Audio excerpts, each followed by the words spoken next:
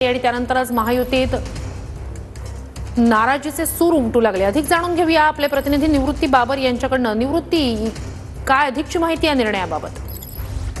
नक्कीच श्रुती, आपण पाहतो की काल राज्य सरकारच्या पालकमंत्र्यांची यादी जाहीर झाली होती आणि या यादीमध्ये रायगडचे पालकमंत्री आणि नाशिकच्या पालकमंत्र्यांमध्ये महायुतीमध्ये थोडासा वाद असल्याचं आपल्याला पाहायला मिळत होतं। रायगडच्या पालकमंत्री पदासाठी भरत गोगावले इच्छुक होते, त्याचसोबतच नाशिकच्या पालकमंत्री पदासाठी दादा भुसे देखील इच्छुक असल्याची आपल्याला माहिती मिळत होती आणि या दोन्ही पालकमंत्री इच्छुक असताना दुसऱ्यांची नियुक्ती करण्यात आली होती असं आपल्याला चित्र पाहायला मिळत होतं। यामुळे महायुतीमध्ये वाद आहे का असं चित्र स्पष्ट होत होतं आणि आता आपण पाहतोय की राज्य सरकारच्या सामान्य प्रशासन विभागाकडून नाशिक आणि रायगड जिल्ह्याच्या पालकमंत्र्यांच्या नियुक्तीची स्थगिती देण्यात आलेली आहे।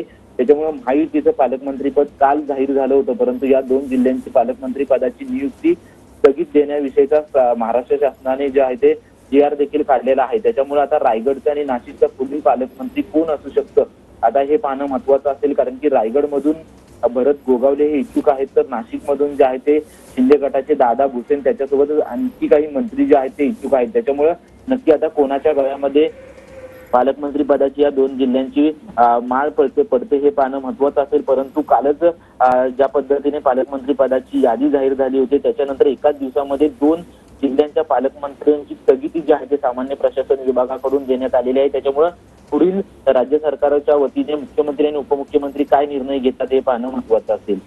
नक्कीच ही अत्यंत महत्त्वाची घडामोड म्हणता येईल। निवृत्ती, एकीकडे यादी जाहीर झाली, त्यानंतर लगोलग दोन ठिकाणच्या पालकमंत्री पदांबाबत शिवसेनेतून नाराजीचे सूर उमटलेले होते। अगदी गुलाबराव पाटील यांच्यापासून अनेक नेत्यांनी याबाबत म्हणजे नाशिक आणि रायगड बाबत थेट नाराजी व्यक्त केलेली होती। दुसरीकडे एकनाथ शिंदे हे दरेगावी गेल्याची माहिती सुद्धा समोर आलेली होती। त्यानंतरच हा निर्णय आलेला आहे, याकडे नेमकं कसं बघायचं?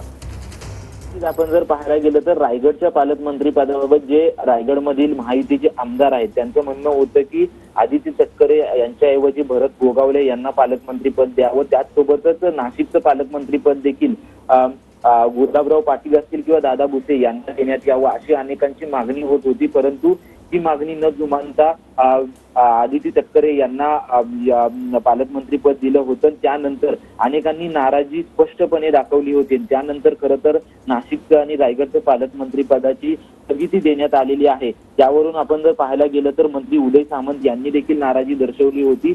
आम्ही देखील सांगितलं होतं की रायगडच्या पालकमंत्रीपदी जे आहे ते भरत गोगावले यांची नियुक्ती व्हावी, याविषयी मुख्यमंत्र्यांशी देखील चर्चा केली होती असं देखील त्यांनी सांगितलं होतं।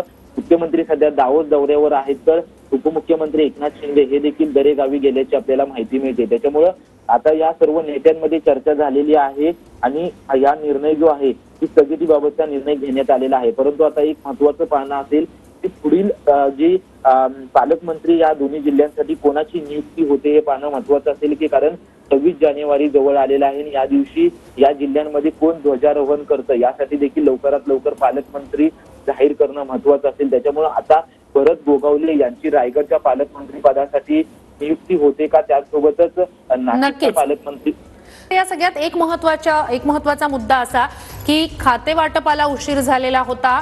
मंत्रिपदांचं म्हणजे मंत्र्यांचा शपथविधी कधी होणार यावरून विरोधक टीका करत होते। पालकमंत्री कधी जाहीर करणार असं विरोधक विचारत होते आणि अशातच यादी जाहीर होते, मग मात्र दोन ठिकाणच्या निर्णयाला स्थगिती द्यावी लागते।